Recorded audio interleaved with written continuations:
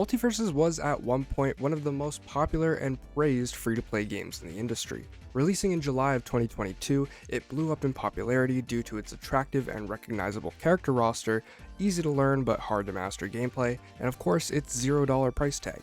Last year, this game was at the forefront of everyone's memory, but now it's dropped to less than 600 players on Steam. The only reason people remember it now is due to the recent news that it would be shutting down and re-releasing next year, despite having monetization worth over $100 and winning Best Fighting Game of 2022. So with such a dramatic drop in players and a recent uproar in drama, what happened to Multiversus?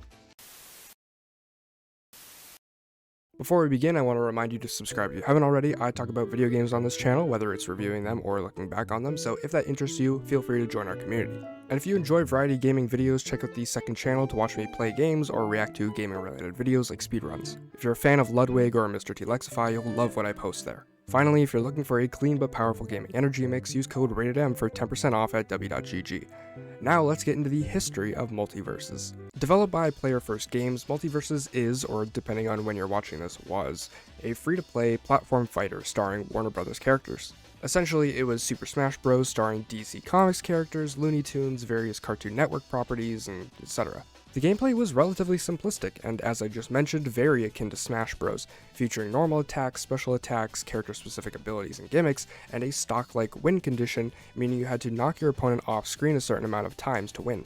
People were immediately drawn to it. With a great cast of characters and familiar to most gameplay, Multiversus exploded in popularity. The best part of it was free. There was bundles you could buy with real money to unlock all the characters from the get-go, which I will get more in depth with later, but other than that, you didn't have to spend a dime to enjoy the game. They offered multiple characters to play as for free weekly, and you could play to earn currency used to unlock characters pretty easily. I unlocked Batman and Harley Quinn within the first 2 weeks of the game being out. There was a battle pass to work through, and over the course of the few months following the game's release, new content was added in a steady pace, mainly new characters. While the game launched with a pretty iconic roster, more fan favorites were added. Rick, Morty, and even real-life basketball player LeBron James joined the playable character list as time went on. Then the game released its first real season of content, and it's here, ladies, gentlemen, and non-binaries, where things start to snowball. The first season of content wasn't really what people were expecting.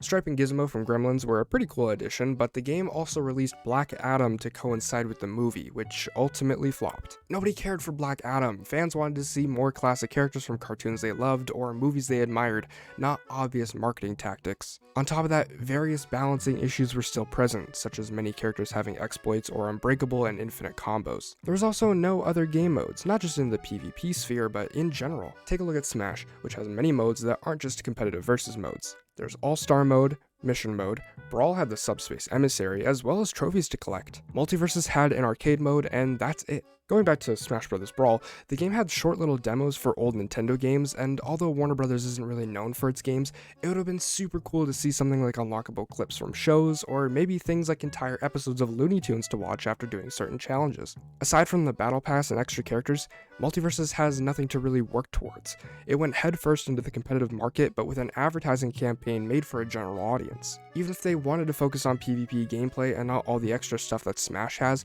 there's no new modes besides 1v1s and 2v2s. You can't really modify the game rules to enable faster movement or higher jumps and other wacky stuff in custom games. It makes things feel so confined and to the book, and it really kills the party game feeling that a lot of people get from playing something like Smash. Season 2 only made things worse with less content than the last, and the content that was given to the players was uninteresting. It was at this point most of the player base had left. Things were getting repetitive, and there was no real reason to stick around. Most people have completely forgotten about the game. Until recently. Back in July of 2022, Multiversus had released as an open beta, but with how much monetization there was and how much content was being pumped out, people thought the game was just early access. But no, the devs actually stuck to it being a beta, and recently in March of 2023, Player First Games announced that they would be shutting down Multiversus and would be re-releasing the game in 2024 as a full release. Do they have the right to shut it down? Yes. Should they? No.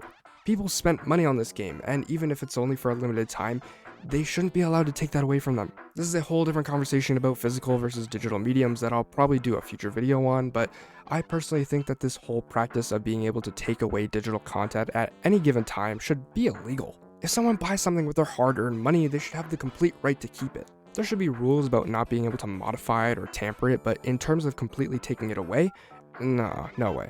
A lot of people online are arguing, well, it's their fault for spending money on the game, but like, that argument fucking sucks. If I really like a game and it has DLC, of course I'm going to buy it. I want to experience more that the game has to offer because I love the game itself. You're gonna put down people for enjoying something and actively wanting to spend money on it to support it? Just fuck off. Anyways, I think this recent news is only going to drive people away from the game, and when it launches again next year, I think it won't have as many players as the devs are anticipating. While I think this will happen, I don't want it to happen. Multiversus is a great game, and it's sad to see it fall to this fate, but I'm hoping that it gets rejuvenated upon re-release, as it's a game that seems to have a lot of passion behind it.